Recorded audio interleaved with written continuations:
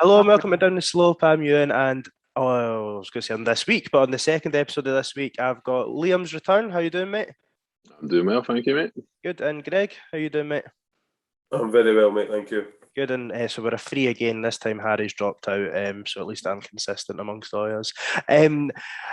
Right, we'll start with the women's derby last night. It was a good night, wasn't it? Obviously, ourselves and another podcast sort of got invited along by the club to sort of go to hospitality and stuff. It was a really good evening. Good to see the women's team get as much support as they did. It was good, 5,500 as well. So another record attendance for the women's team, for the Hibernian Women's team, just in case anyone was in any doubt. So now it was kind of quite weird being in the West Stand with all those people in it and then looking across the empty stand as well. But no, it was a good night. Thoroughly enjoyed it. Good to get a good turnout for the women. I think they deserved it. I think they're not performances just for this season, but performances over the last number of seasons, maybe last season aside, they probably deserved a wee bit more backing. So it was good to be there. Yeah, Greg, obviously you had mentioned on Monday that last night was going to be your first experience of a women's game. Did you enjoy it? I did. I think it was even better to beat Hearts and to be honest, I think 3-0 maybe flattered them. But so it was good for the club to get us in, and I think people maybe a wee bit too quick to criticise the club, but to be honest, they've been absolutely brand new with us, and the hospitality showed us last night was second to none. Yeah, and just think when you talk about people criticising the club and stuff, I think after last night there's going to be a lot of oh, why don't they just get the women to play at Easter Road all the time and stuff like that? And obviously we were lucky enough to speak to Dean and catch his interview and stuff, and Rachel Boyle after the game. Obviously they were talking about before that can happen regularly, they probably have to start attracting more bigger crowds on a more regular basis. Do you think something like last night can capture that? Yeah, I think it has to be sustained, doesn't it? And like one-off nights of 5,500 people who didn't have to pay for a ticket last night. I think that's a major caveat. So it's great that underprivileged families and stuff might have been able to get the opportunity to go, and people maybe convert some people to the game who maybe wouldn't have gone to Easter Road under normal circumstances, like to watch the men's game. But attracting that new audience has to be sustained. I think Dean said it was more than 10 times what they're used to playing in front of. So It's a huge leap to go from playing in front of less than 500 to 5,500. So it probably feels like Easter was not the right environment for them at the moment, because I think it would feel soulless with that kind of crowd in there every week. Armandale probably feels slightly less soulless, but then there's the argument of that not being in Livingston. So I'm confident that the club will be doing the right things to look into where the right home is for it, because I think potentially, the redevelopment of Meadowbank, I know there's been a lot of local council money pumped into the redevelopment of Meadowbank. That's potentially a stadium that they could look at in the fullness of time, especially given that Edinburgh City play their games on a Friday night now at home. What's to stop the women playing on a Sunday afternoon there, if that's to work out? So there's lots of things. I'm sure the club will do the right thing by them, but I think Easter Road for the women's team at the moment probably still just needs to be preserved for those special occasions like the one last night.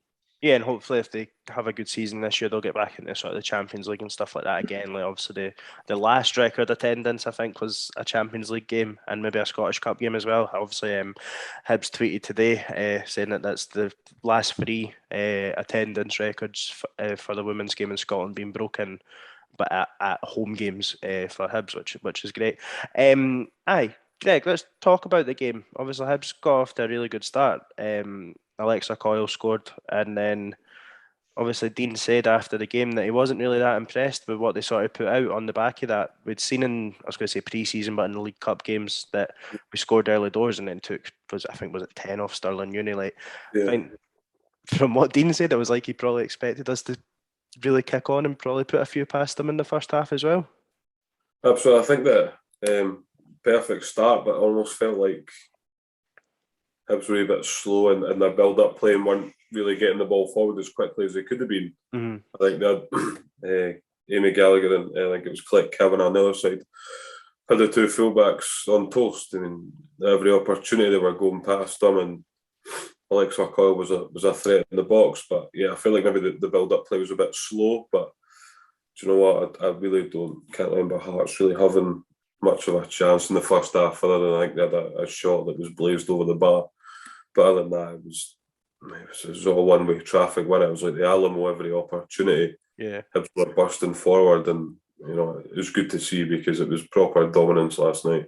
Yeah, I think you referenced at the game that you felt like anytime we got the ball into the channels, we were getting in really quick, like easily on the back of that. And do you think maybe we were a little bit like you say, slow down, maybe overplayed a wee bit at times at the back and through midfield, when if we had been a little bit more direct down the side, like you said, with Gallagher and Colette Kavanagh, we probably would have got in a lot more regularly.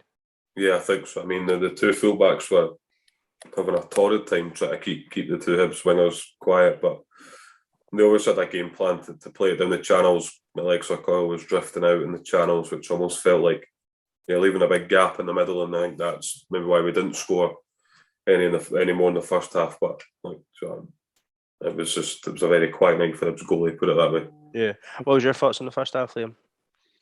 I thought Alexa Coyle looked really good, but I thought some of her hold-up play was really of a really, really high standard. But one thing I would say is that I think she's the kind of centre forward who the ball needs to be played into her, not played ahead of her. And I think you saw the difference in the second half. And I won't go on and talk about the second half just yet, but I think you saw the difference of having a centre forward that could run in behind in the second half, because it stretched Hearts that a wee bit more. Like, she seemed to be really good with her back to goal, and like Dean said, was drifting and picking up all sorts of positions. But when he said that in the press conference, I totally understood why he wanted someone who would just make that run in behind. But I would say I was impressed by how we retained the ball, but a lot of the time it was retaining it without really any purpose of doing anything with it. Like me and Greg were talking about it. I think maybe actually me and Mathie were talking about it in the first half as well. Is Eddie always seemed to be available for a pass back into midfield, but then it didn't really get zipped off anywhere after that. It was just we were just kind of retaining possession without doing much with it. So it was a decent first half, but I think Dean was probably right to be a wee bit frustrated that we didn't go in with more than just a 1-goal lead. Yeah, Greg, you said in the first half that you were really impressed with Ellis Notley and sort of sitting in front of the back four. So I guess sort of something like what Liam's saying with Leah Eddie. What was it that sort of stood out for you there? So it's just dropping back in and taking the ball off the goalie and looking up and try to distribute it. All I did feel like Leah Eddie was doing the same, so it was almost like you've got two of the exact same players doing the same job, when actually if we had maybe more attacking midfielder and then we could have probably gone in and pushed on and got a couple more. But yeah, like the two of them are great football players, very, very good in the eye to sit back and just play passes like that. And you know what, very high standard, and playing at quite a quick pace. Although Liam is right, we weren't really doing a lot with it. It was still a quick pace, and the passing was getting zipped about on the big park. So yeah, obviously, as we moved into the second half, we made a few changes sort of earlier in the half, and eventually Eilidh Adams came on for Alexa Coyle, and then with her first touch set up Rachel Boyle to score. Liam, what were your thoughts on the second half? I know you were obviously going to come into that anyway there, so. I'm going to completely steal what Greg, because me and Greg sat together in the second half last night, and the difference I think was when Amy Muir left the difference that she made on the left hand side, instantly got the ball, looked to bomb forward from the left, was an out ball, but also willing to run with it. I think she as much as Eilidh Adams will get the credit for the goal and the assist, she was the spark for me that kind of lit us up a wee bit in the second half. And again, to steal one of Greg's points, I think the right back was at Delworth for Hearts. I thought she was finding the going quite tough anyway in the first half, and then when you bring on a new left back with even more impetus to go forward, I think she was struggling even more. So I've got to say, the second half, it did feel like we only scored 2 goals. The second half was a bit of a beating. Like at points, there was long spells of play where Hearts didn't have any possession whatsoever, and if they did, it was generally hiked up the park, and they just tried their best to hold it up. Hey Greg, I mean, do you have anything to say in the second half if Liam's just completely stole your thunder? So I've had his notepad with him last night, but everything I've said word for word was obviously written down. I was inspired, Greg. That's what it was. That's it. Amy Muir was very direct when she came on. I think she gave us a kind of like a different, almost angle of attack. that Delworth was every opportunity. I mean, whoever was going past her, whether she was going round the outside or cutting inside, it was every opportunity. And I thought that down that side, although the first goal came from us down the left, we didn't really push down the left until Amy Muir came on, and then from then it was clear instructions on us to get the ball out the left and try and get balls in the box. And to be honest, there should have been 2 or 3 more in the second half. We were all over them. Yeah, obviously, and then Rachel Boyle scored the second goal, really good finish, and then Rachel Boyle obviously set up the third goal, which I believe came from a pass from Amy Muir on that left side. Really, really good goal, the third goal. Which for me probably the best goal of the night. Although I think the standard of all 3 goals were very good. Yeah, I think with the first goal, it's quite a powerful header. Yeah, it's great finish. From the cross, and Colette Cameron's not giving it up. She's got the ball in, and there's Alexa Coyle. I think the second one, I hate to bring defender into it, but it's almost like 2 defenders are like they've parted like the Red Sea, and it's just very easy for Rachel Ball to get in there. But the third goal was just a proper passing move on it. It was just very crisp passing, lovely ball across, and Eilidh Adams with the finish. It was simple but very effective. Yeah, I think obviously Dean made a really good point after the game, Liam, with Eilidh Adams only being 17 last year, got Young Player of the Year in the league. She looks like a real good player, to be fair, doesn't she? When she came on, like at 17, like she could probably, like Hibs have had a lot of players move on in recent years, like Jamie Lee Napier's went south, Abby Harrison and stuff. She looks like she could be on, not maybe soon, but definitely probably has a good career in the game ahead there. It's wild, isn't it? Like just thinking like she's 17 and she's already got a full season under her belt. Like if you take that equivalence to the men's game, like how many players break through at that age, and then so many of them at that age, if you've got a full season under your belt and you're already really, really highly thought of, kind of go to the very top. So yeah, best wishes to her. I hope that well, she's still with us for just now, so enjoy her while she's here. But I think best wishes to her for where she goes from here, because I think she looks like a real talent. Nice added into the bargain that she's a Hibs fan, season ticket holder as well. Nice little bit of narrative there. Coming off the bench, getting an assist with her first touch and a goal with her second touch is quite something. So, I think she really, really stood out. I think probably and this isn't to do with the service, but it was at a stage of the game where you could tell that Hearts were physically tiring. They looked like a team that were less fit and less professional than us, to be honest. So that last 20 minutes, it was almost kind of, I wouldn't say it was made easier, but certainly there were more opportunities presented to us. Even just things like corners and balls into the box, we looked as though we were going to get on the end of most of them, and we certainly finished the game stronger of the 2 sides. Yeah, and I think with what you're saying there about how I think a lot of that comes down to the squad size that we have now. Obviously, when we spoke with Dean a couple of weeks ago before the season started, last season couldn't even name a full bench at times.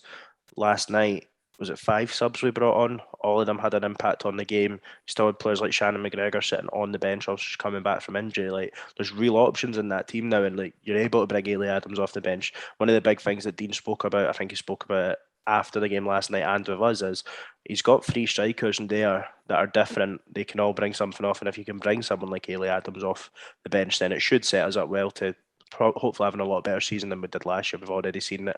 We probably should have got a point off the Celtic at the weekend, and now we go into a game against Rangers who are flying. I think they've obviously invested heavily again this season, but I think they'll go in with confidence that they can probably go to Rangers and give them a good game on Sunday, I would hope. Absolutely. I think that they've obviously taken a few players from Hibs when they ploughed a lot of money into it. So I think I watched the game, I think it was last year when Hibs played them at Ainsley Park, and there wasn't an awful lot between the sides, to be honest. And I think that the Rangers probably have strengthened against so with Hibs, so I think it's maybe not actually that big a gulf as the league might suggest at the end of last season. So I don't think they've got anything to fear, to be honest. They're a good football side, so I think they'll go and give a good account of themselves. I think one thing that we need to it would be amiss to mention, and I feel a bit bad for doing it because I felt like last night in the in our press conference after the game, every question that Rachel Boyle got asked was referencing Martin Boyle as well. But my point is, are we sure they're not the same person? Because they sound the exact fucking same. like, but yeah, like I think. I understand, like, obviously they play for the same team and stuff, but I don't know, I didn't sit. Very, very different kind of footballer, the way. Yeah. Like, Rachel Boyle's a bit more of a, dare I say, a bit more of a technician maybe than Martin Boyle. Using that analogy before, Martin Boyle's someone who likes to run onto the ball, and Rachel Boyle's probably someone who's going to come and get it. I was really she wouldn't have been my man of the match. If she was given man of the match, she wouldn't have been my man of the match. I thought she had a good game, but I thought there were better players out there yesterday. But I think the narrative sometimes helps. It did make me a wee bit uncomfortable in the press conference that the first four questions were about her and Martin. I just on an occasion like that last night, and I get the narrative and the story, and it is quite a cool story, to be fair. Husband and wife playing for the same football team, but that was her night last night. Do you know what I mean? That was the women's team's night last night, and that was their moment in the spotlight rather than the men's team. And we both go to play Rangers at the weekend, and we'll wish both of them well. But the focus will be back on the men's team. Let's be honest, on Sunday, because it's a huge game. Yeah. Just who would have been your man of the match then, Liam? I wouldn't want to give it to someone for a 20-minute cameo, but if someone comes off the bench and gets an assist with their first touch and then scores with what was practically their second touch, I think you would have to give it to Eilidh Adams on the basis of that. Yeah. How can you possibly impact the game more than that? Mm. I think for me it probably would have been between the two. Obviously Rachel Boyle got her goal and assist, but I think her performance in the second half compared to the first half, it felt like the second half she influenced the game in the final third a lot more. Maybe she didn't do that as much in the first half, like we spoke about. That might have been what Dean was going a bit tits at half time. Can I just say, did we just call it man of the match there by mistake? Sorry. I don't know. Player of the match. I don't know, sorry. What about you, Greg? Player of the match, sorry. To be honest, Joy Murray went in with a few heavy tackles, and I'm all for that in a derby. I think if there was going to be one player, I think for Eilidh Adams, the way she came on, and I think at that point there needed to be a change. And fortunately for Dean, there was different types of striker on the bench. She came on, got an assist with a first touch, and then scored what was a winning goal. So I think for me, it would probably have to be her. I'll copy Liam on that one. Just like he has all night anyway. Yeah, to be fair to her, she is living the dream of Hibs fantasy. Scoring against Hearts at Easter Road. That was when, at the press conference at the end, she was totally beaming with a smile, and there is part of you that does transport yourself into that person. I think that's why they always have that affinity with young players that come through the system at the club who are Hibs fans, because you've lived that dream. You've not lived it, but you've dreamt that dream, I should say, a million times over in your head, and that still was probably a bit of a moment for her. I'm 32 and I still think I've got a shot, but I don't really, by the way, for anyone who's watching who knows me. But it was class. It was that kind of top what was quite a good night last night, I think. Yeah. Right. Like you said, Liam, both teams have got Rangers on Sunday. Let's move on to the men's team Sunday. Rangers have just been beaten 1-0 by, was it Sparta Prague? And I'm going to be honest, it was a bit of 1-0 pumping. I really didn't think they looked great. Bassey and Balogun, was it, at centre half? Thought they looked really shaky. I don't know if you've seen the game, but what he's expecting on Sunday? Rangers obviously top of the league, ahead of us by 2 points, but they've been beat this season, and they've looked a bit vulnerable. Dundee probably should have taken points off them last weekend. I don't think we've got anything to fear, to be honest. I think that we probably gave them their hardest games last season. I don't think they won anything more than a 1 goal, so it's very tight. I think we've strengthened, they probably have strengthened as well to an extent, but they've been nowhere near as convincing this season as they have been last season. I think, if I'm honest, I think they're there for the taking. I think we can go there and get 3 points. I really am not concerned by Rangers this season. They've had a good start to the season. They're top of the league, but we've also dropped points at Dundee and at home to St Mirren. So, there's 4 points, so we should really be 3 points clear of them at the top of the league. So I really am concerned by them. Ibrox obviously an intimidating atmosphere, no away fans, but yeah, I think as soon as that Rangers crowd gets on them, on their back, then that's almost like a gift for the away team, because it gets very poisonous and players start making mistakes because they're nervous, and it's not a nice place to be if the fans are on your back. Mm-hmm. Do you think, obviously I don't know if you have seen what Jack Ross has said, obviously we've got a full week off, but do you think that's going to really benefit Hibs? Because obviously Rangers did play last night. How much weight do you think the fact they're in Czech Republic tonight, and we've been, I'm not going to say sitting with our feet up, but we've been training and stuff, but you know what I mean? Well, you do it every week though. It's a week between the games. You do that every week in a normal week. This is really no different.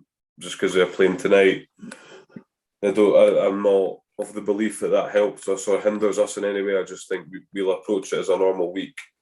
Game one Sunday, game the next Sunday. We'll go there. We would have prepared the best we can. There is really nothing in that for me. I think obviously Jack Ross had said people weren't training Liam sort of game to game. Players like Boyle, Nisbet, etc. And in his press conference yesterday or today, he'd said I think Nisbet was training again. Jake Doyle-Hayes is sort of now fully recovered from his illness, but seems like McGuinness and Doig might be missing at the weekend. So, what do you make of sort of Billy Health going into the game on Sunday?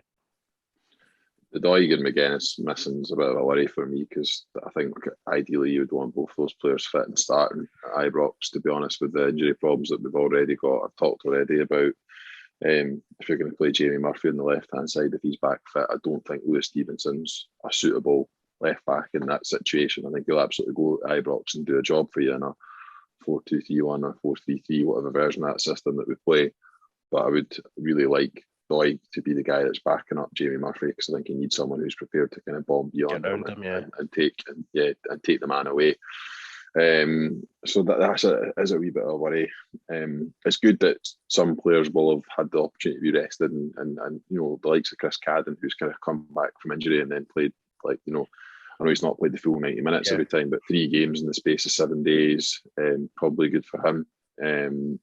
But pros and cons, I think we can focus on our own injury problems, because we're without some really important players. The fact that we've been without Doig, pretty much since the start of the season, a big loss. But Rangers, I think, have got some challenges of their own. Not to focus on them too much, but playing Calvin Bassey next to Flo Balogun at the back is probably not a centre back partnership that Gerrard envisaged having to play. I think if they were at their strongest, I think they'd probably play Goldson and Hollander. I think Goldson might be back at the weekend, according to one of our unfortunately one of our Rangers supporting mates. He just put in the group chat a couple of hours ago saying that the only reason he'd sort of missed was he had tested positive, but it was no, you're not supposed to test again if it's been 90 days or whatever. But he says apparently he's going to be available for Sunday. Make a miraculous return to the team. So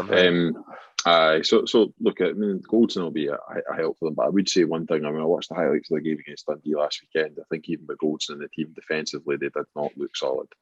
I think they are there to be got at, and Rangers' title win last season was built on defensive solidity, and if they lose that, they're absolutely there to be got. And I don't need to remind you guys, but just let's remember what happened last season.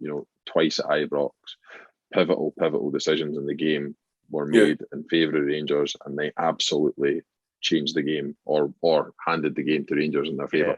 So I think we do need some strong officiating, and I don't think that's very, very seldom been the case in my lifetime. Strong officiating at Ibrox. We do need the referees to do their job.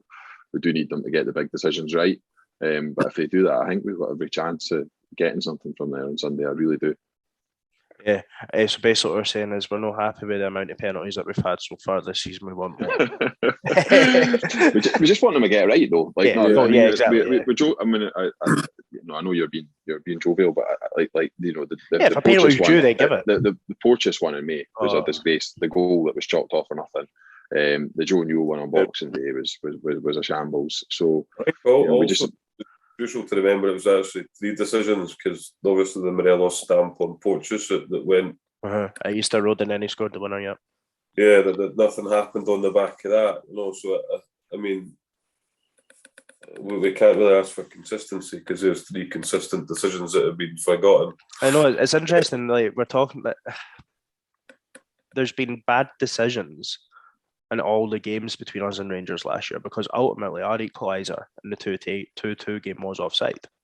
Boyle was offside before he ran in and crossed it, and I'm not saying that evens things out by any means, but they are the things that in these games ultimately one has went for us, 3 have went against us, and these are the things that need to, like you say, they just need to get things right. I know with the Hibs bias, when Martin Boyle's running at full speed, it's going to be a little bit more difficult for a linesman to see if he's onside or offside, as opposed to Joe Newell getting fucking super kicked in the head. One thing I'd say about Boyle in that game as well, and it's been pointed out to me by a couple of people, and I've not stolen this point from Greg or stolen it from someone else, but Martin Boyle against Borna Barisic is a matchup that I think really favours us. I don't think Borna Barisic really fancies playing up against Martin Boyle, because he asks some questions defensively that he doesn't want to answer. Barisic is a very good attacking left back, good deliveries into the box, but I think defensively he's there to be got at. So I think there's not a flawless Rangers team by any stretch of the imagination. I think some of the performances have been really patchy this season. But having said that, we turned in some of our best performances of the season last season, and because of the decisions, we didn't get anything from Ibrox last year. Yeah. What formation do you think would be best for us to get at Rangers? Obviously, they're pretty set up where they play their 4-3-3. We've sort of varied between a 3 at the back, sort of 3-5-2/4-2-3-1.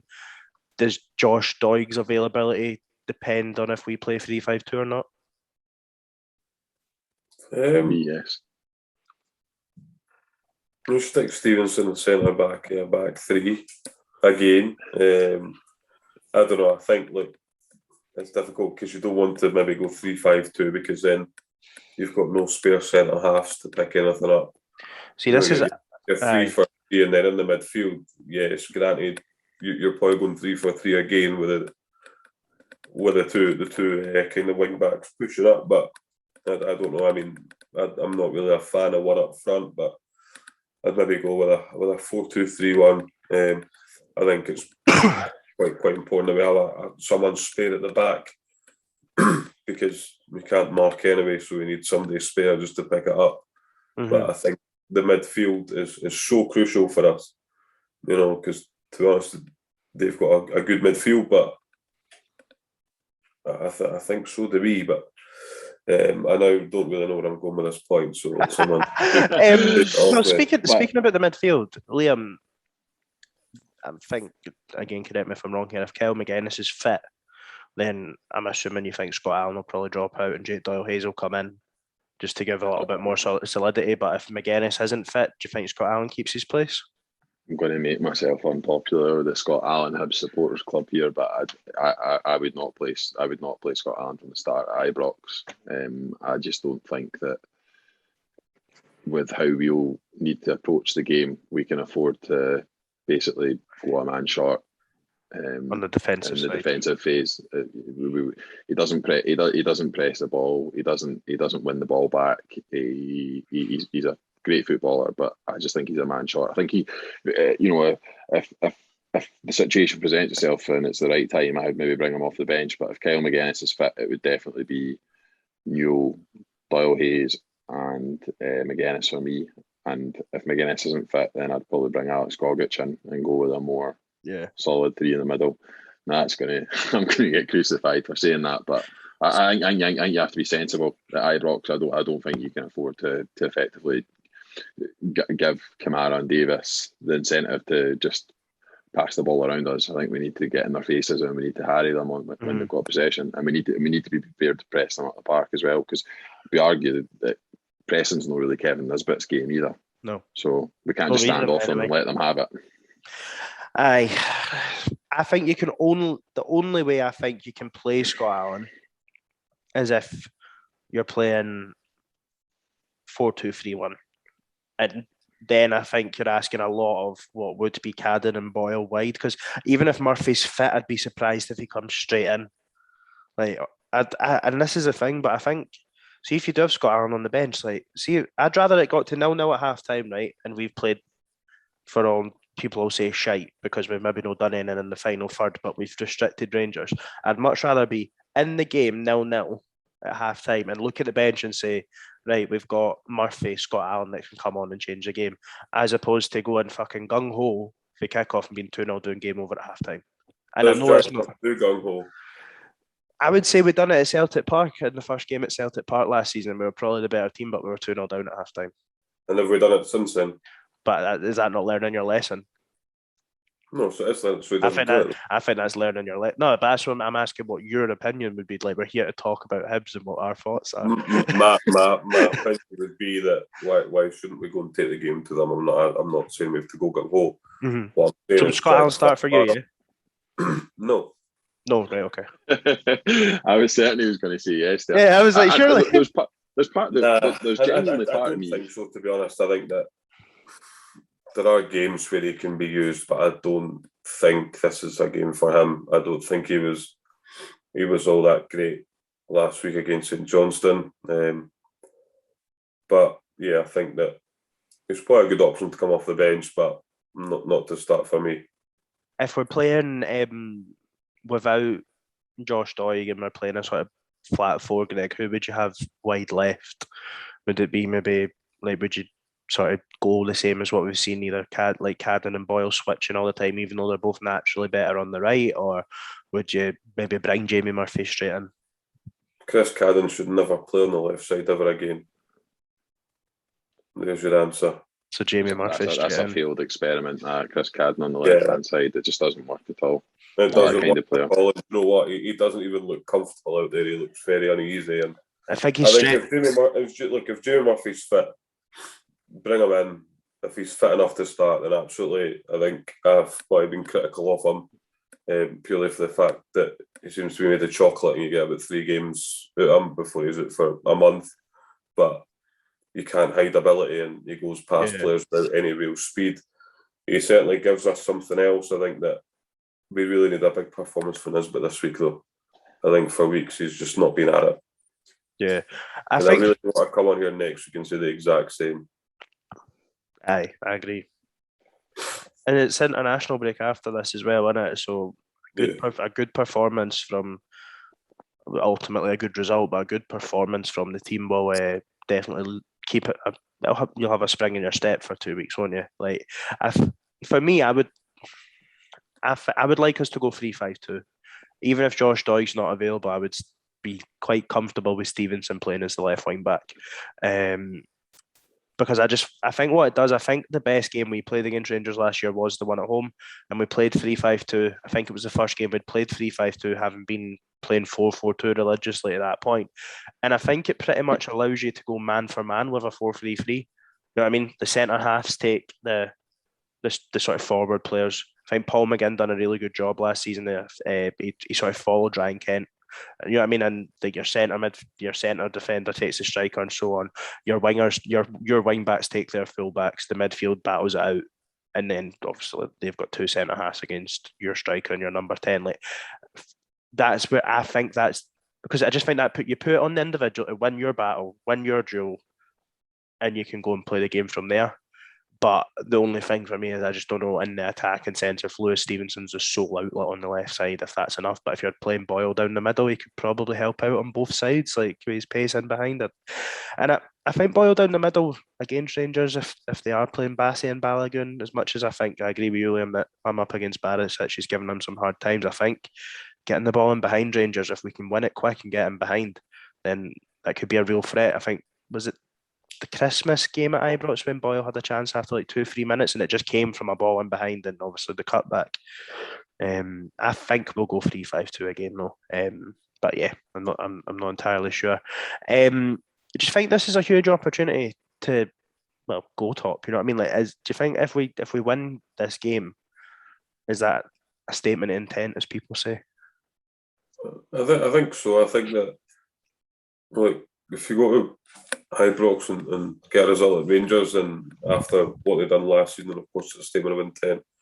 If you can go and win there and go top of the league, then of course it's a statement of intent, because going into October, top of the league, like, usually these things are, Celtic and Rangers are up there, should be up there battling, but look, I think every week we win is probably a statement of intent for people like me, who are maybe overly critical of the management or whatever, but this is a massive opportunity for us, and it's not one that we should really be passing up. I think it's definitely a winnable game. Going top of the league would be huge for us. Huge parallels with 2006, 2007, or 2007, 2008 season when went to Ibrox and won 1-0. David Murphy scored and we went top of the league. Because I think that wasn't, again, it probably wasn't a vintage Rangers team, but they still had some pretty good players on the side, like Barry Ferguson, Carlos Cuellar, David Villa. Like they're a decent side. We beat them 1-0. I don't think it was overly fortuitous 1-0 win. I think Hibs had a good team, and we gave them we definitely gave them a game that day. It's a bit of a stretch saying that was a good team, though. In the season. Bit of a stretch saying that was a good team, though. Colin's second season. It was Colin's second season, that wasn't it? His first full season. With season we signed Mikel Anton Curie and that. Maybe it wasn't a good team, but we still had some good players. Anton Curie was not a vintage, but we still had like Boozle and Stephen Fletcher. I think I'm right in saying we still had Rob Jones. It wasn't a flawless Hibs team by any stretch of imagination, but it was a similar period in the season, and I think, why am I harking back to that? Because I think all I'm trying to state is that it's doable. It's absolutely doable, and we put ourselves in a position where we'd be top of the league after only 8 games played, but we're going to an international break. So that lead stays for another 2 weeks, and then all of a sudden, everyone we're coming up against has got to. It's chasing us. The other thing we've got to talk about is we're going into a really hard run of fixtures. Like the next 4 or 5 games are really, really, really tough. So if we can get some, if you want to call it surprise points, if we can get some points that maybe we weren't expecting in the season from these games, that would be absolutely massive. Yeah, and I think that goes, obviously, Liam, you weren't on either of last week, the last 2, and we were speaking about how the last 2 games in Dundee United and St Johnstone, they felt like massive wins because of the fixtures that we've got coming up. So obviously getting the League Cup, that's a positive, and then even just to get the St Johnstone monkey off our back, because let's be honest, I think it's a mental thing for the fan base and probably the players to just go and beat them without being vintage is probably just a good thing to, like you say, go into these run of games. Greg, I'm not going to ask you this because I know your answer.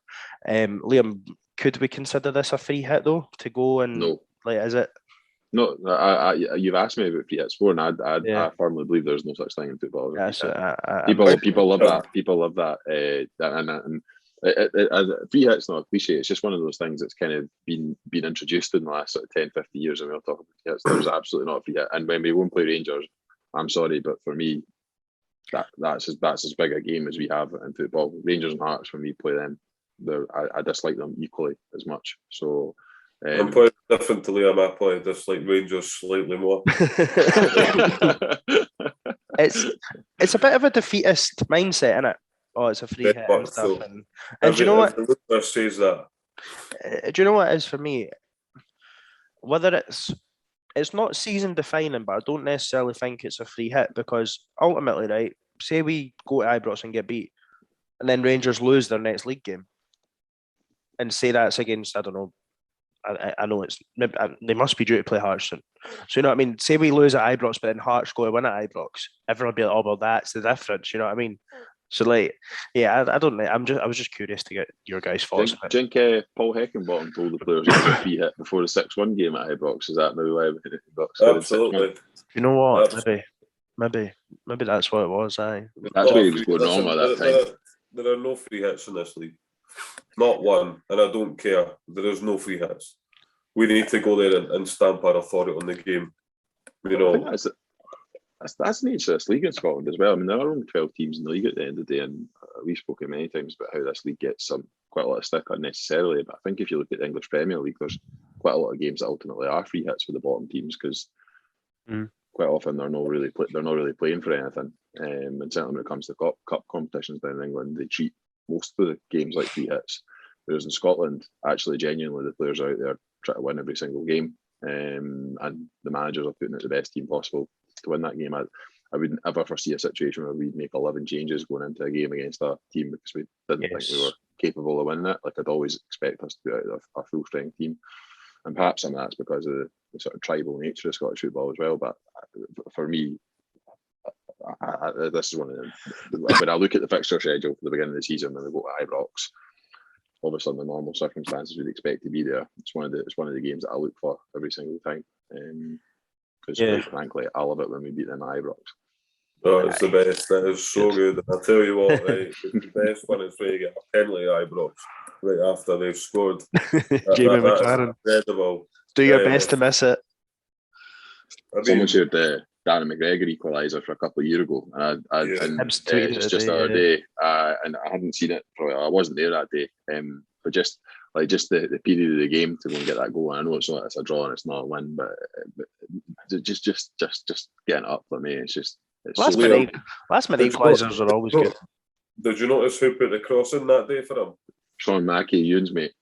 He did. That's it. Ewan's best mate. Do you know, right? Sean Mackey, he's our number 43. Sean Mackey, Do you know what, right? I seen that because Hibs tweeted it today and I was like, I'm going to fucking send that to the bastards. But I never bothered. To be fair. This is it. And that was all I was saying is that he had. No, you don't need back in It's too late. Excuse me, sorry. I think as well, like, going back, could be a big day for us. Hearts and Motherwell play on the Saturday. Celtic and Aberdeen play each other on Sunday at 12. So that'll have been that'll finish before we kick off. Absolutely mid-table shite, but we want to distance ourselves from mid-table shite as much as possible. And do you want my opinion? I don't care about that lot or those four teams. No, but I just mean, I'm not talking about. But we want to put as much distance between them as much as we can, is what I'm saying. I couldn't go on about having the best midfield in the world or whatever. Right? I'm nowhere near it. Right? For me, look, we can have a joke and a laugh if Hearts get beat, but for me, and do you know what? See, at the end of the day, it's night. But fuck's sake. No, but that's my point. Even obviously the real reward is you're going top.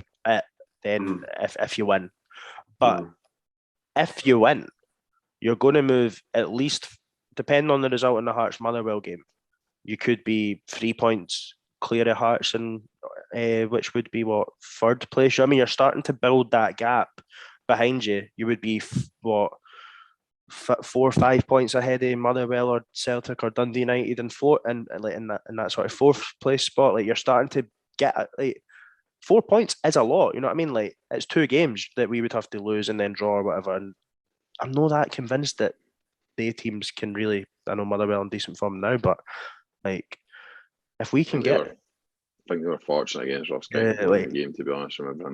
If we can start, like, we've had a good start to the season, and if we can keep this going as long as possible, if we let's assume Celtic beat Aberdeen, and if we win at the weekend, we're 10 points clear of Aberdeen.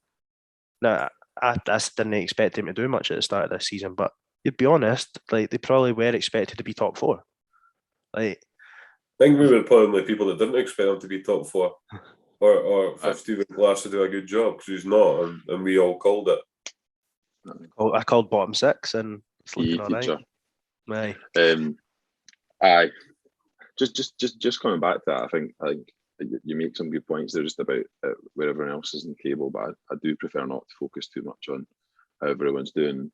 You know, I think there's been a lot made of the fixture scheduling Hibs have had this season, but I'm maybe in danger of doing this point to death, but I don't think our fixture scheduling's been anywhere as nearly as easy as some people might want to make it out to be. You know, we've played Motherwell and Hearts away, who are both in the top 4 at this moment in time. And we're about to play Rangers away, so we'll have played all of the top 4 away from home. And I think there's certain ways you can spin the narrative, if you like, to suit your own agenda, and that's fine. Let's let people do that because they're focusing on the fixture schedule. But actually, if you want to look at Hearts, they played a half-cooked Celtic team who just come away from an away trip in Europe on a Saturday night at Tynecastle, and then they played Aberdeen after they just come back from Azerbaijan on the Thursday night. They probably didn't get back until Friday afternoon or something on the Sunday. So, if you want to talk about scheduling being kind, then maybe the team with the best midfield in the world, has got that. Because ultimately everyone needs to play these teams. If you can get them at good points of the season, like you say, then that's probably more beneficial than playing fucking Ross County on a Sunday at 4 o'clock. That's the thing as well. Yeah, right. We had Ross County, but we were in Croatia on the Thursday night. Yeah. Or we just, you know what I mean? Like, and I'm glad you brought this up, Liam, because I wanted to mention it. And I'll be honest, it totally went out of my mind. Folk will be looking at, say, Hearts because they've played Aberdeen and Celtic and stuff, and they'll be saying Hibs have had an easy start because based off last season's results. But like you say, after this weekend, we'll have played everyone in the top half except Celtic. Sorry, Dundee United will have been in the cup. Sorry, apologies. But all away from home. Everyone in the top four. Yeah, and you'll have played Dundee United to our fifth in the cup away from home and beat them as well. Like, so, they might have not been great last year, but what the fuck's last year got to do with it? In all honesty, all right, because Hearts were in the Championship last season, that means even though they're third, that's an easy game because of what they've done last year. It's fucking stupid. And then, it's such a loser mentality, isn't it? And do you know what it is? It's about all the we're morally top and all that. Like, mate, the table doesn't lie. And do you know what? Robbie Nielsen's trying to hang on to second when they're not even second. So, they're also the fixture schedule's lighter. What's give one of those people? Nothing. And they got fucked at the League Cup and all, as per fucking usual. So that's the League Cup, though. They don't care about that. That's why they've not won it in 60 odd year. It's just convenient, isn't it? It's convenient. It's a loser's mentality. Right. Shall we? I can't remember if we done a Hibee the week on Monday, Greg, and if we did, we did. Right. Well, I nominated Kyle McGuinness because that song's been in my head all week. Right. Well, we'll just ignore that one and we'll do it for the full week. So we'll look back to just see if anyone's nominations have changed. And obviously, Liam, you want, and we'll keep Harry's the same. But so we've got St Johnstone game, Dundee United game, and the Women's Derby last night. Who would get your Hibees of the week? I'm going to go straight in first for a change, and I'm going to say Eilidh Adams for the reasons we said earlier, with the fact that she's just living every single person that probably listens to this podcast stream. And get up, Liam. I stole the obvious choice from you. Who are you going to pick now?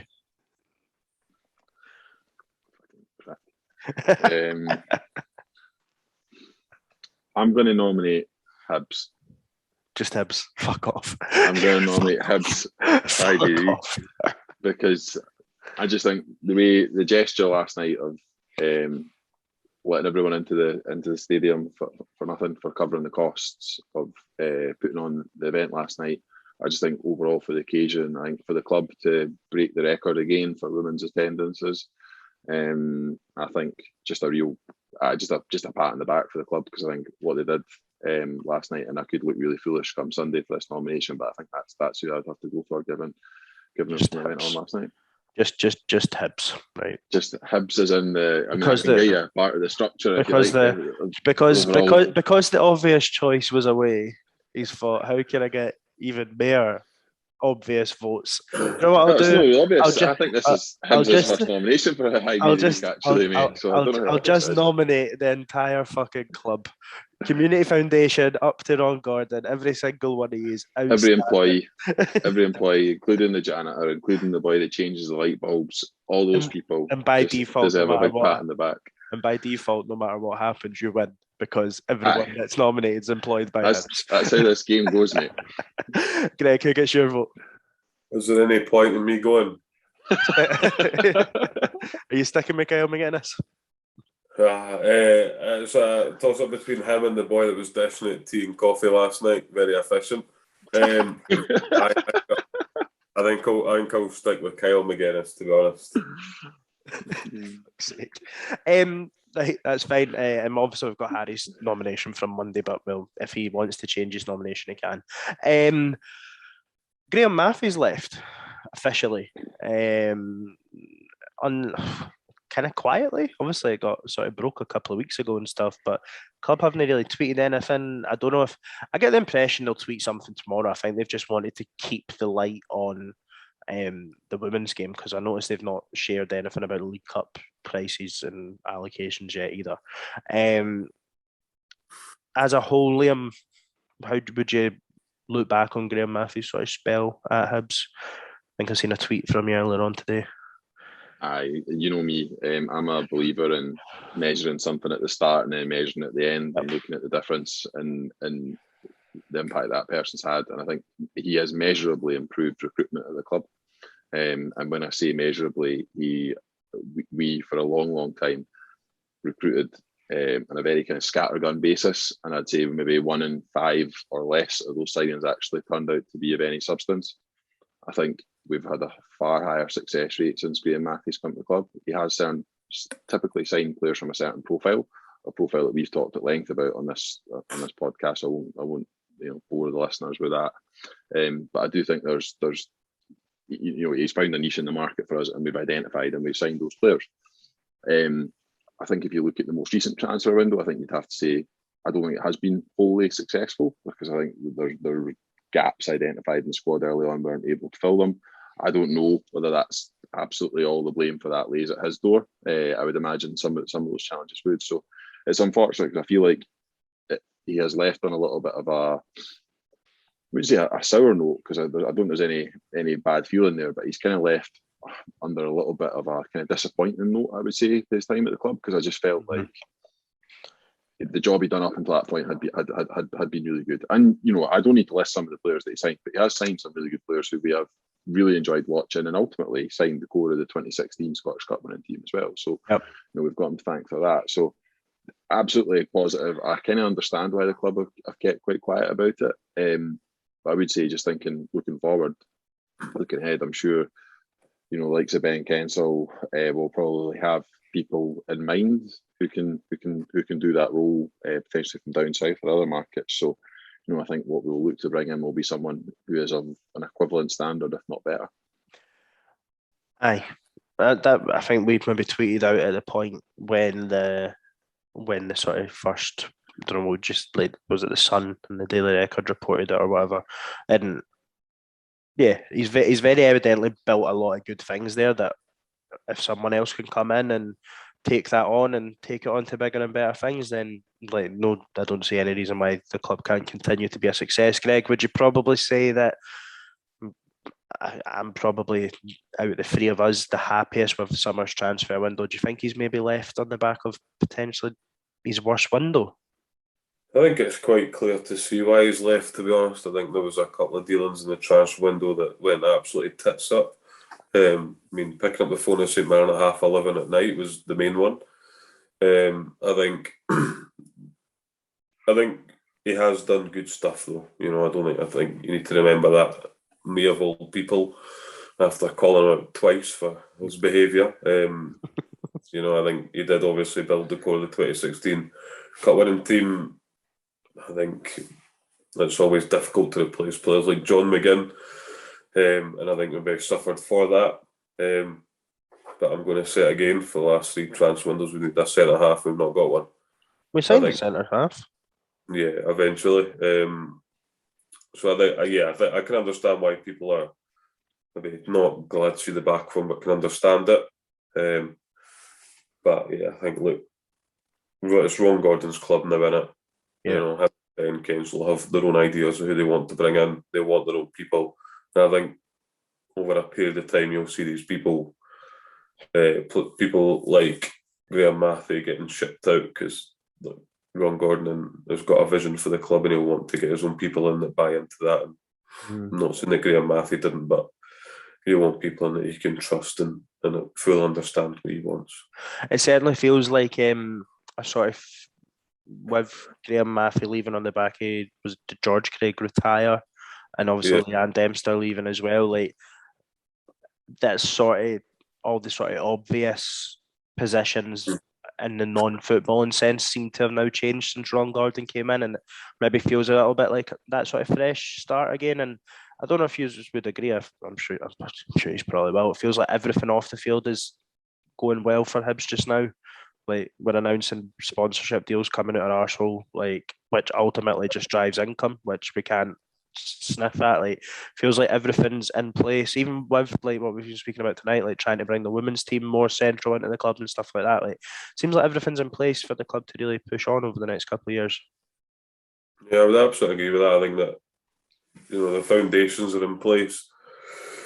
We're obviously making improvements to the stadium and the whole match day experience that people go on about a lot. I think everyone that comes in the club that's in the back room talks about the match day experience. So we're certainly making improvements in the departments. And do you know what? This is a transition period for the club. You know, we've come out of a pandemic in a good state. You know, this is now where Ron Gordon accelerates his vision and gets his own people in, and like he knows what he wants to do with the football club, and he'll do that. Liam, you got anything to add on that? Or? Like Stalin, but he does know what he wants in the club, and he will do everything to get that. Yeah. The number of vacancies that have been posted the last few days, they fully are trying to beef up, and the number of staff and kind of the sort of, I guess, non-footballing department, if you want to call it that. I clearly think there's kind of a shortage of bodies that we need to fill. So certainly seems to be positive. And I certainly feel, you know, now as much as I have done at any point over the last 5 years or so, that the club seems to be in really good hands. Things seem to be moving in the right direction. And I don't think, I'll be honest, looking at as an outsider in, I don't think there's many clubs in Scottish football who run better than us at the moment. Yeah, I would agree. Putting that out there. Yeah. A lot of people peddle the narrative of Ron the Con if something goes wrong, but like there is no doubt in what he's done since he's come in, to be honest. You know, I mean, he's done a lot in such a short space of time. He's guided us through a pandemic, and we're not sitting here with a narrative of, oh, we're lucky to have a club, so we'll accept what we've got. You know, he's still very much pushing forward with his vision. See some of these kind of tin pot dictators that have come into Scottish football and have just been absolute car crashes, though. Like, the signs are there from day one. Like, anyone who watched Vladimir Romanov's first few months at Hearts would have known that he was an absolute car crash waiting to happen. Anyone who listened to any of Dave King's sit-downs with the media or Craig White would have known that they were car crashes waiting to happen. None of these people have anywhere near the credibility that Ron Gordon has spoken with. Everything he says is sensible. He doesn't say anything outlandish. He doesn't talk about winning the fucking Champions League. Nothing's happening overnight. It's all slow and steady progress. The people he hires in, he goes to Norwich City, who are a well-run club down south, and goes in and takes their COO from them and appoints him as CEO. The guy's not stupid. Like, he knows that in order for Hibs to progress, we need to build sustainably. We need to do it incrementally, season on season. He knows we're not going to, capture world domination overnight. But I think, there's a lot of really positive things being done. Right, let's end this on a positive note, hopefully. Score predictions for Sunday. 2-0 Hibs. Bold and brave. Give us, Liam, you seem to be struggling. Give us a head and a heart if you want. No. I only need to tell you one. I think it's going to be 2-1 Hibs. 2-1 Hibs. I thank you. I think it's going to be 2-1 Hibs. I think that should have been the scoreline on at least one occasion last season. So I think Rangers defence there we got. I think we'll score 2. I think it will be 1-0 Hibs. I think we might just go there and get 3 points. It won't be easy. I think we'll probably have to soak up pressure and try and hit on the counter, which, if you listen to Sports Sound, is all Hibs can do anyway. And as long as we can be as clinical as we were at Tannadice, then, and to be fair, against St Johnstone, penalty was the only real chance we created and scored it. So if we can be as clinical as we have been in the majority of games this season, I think we'll get a chance, and I hope that we'll take it.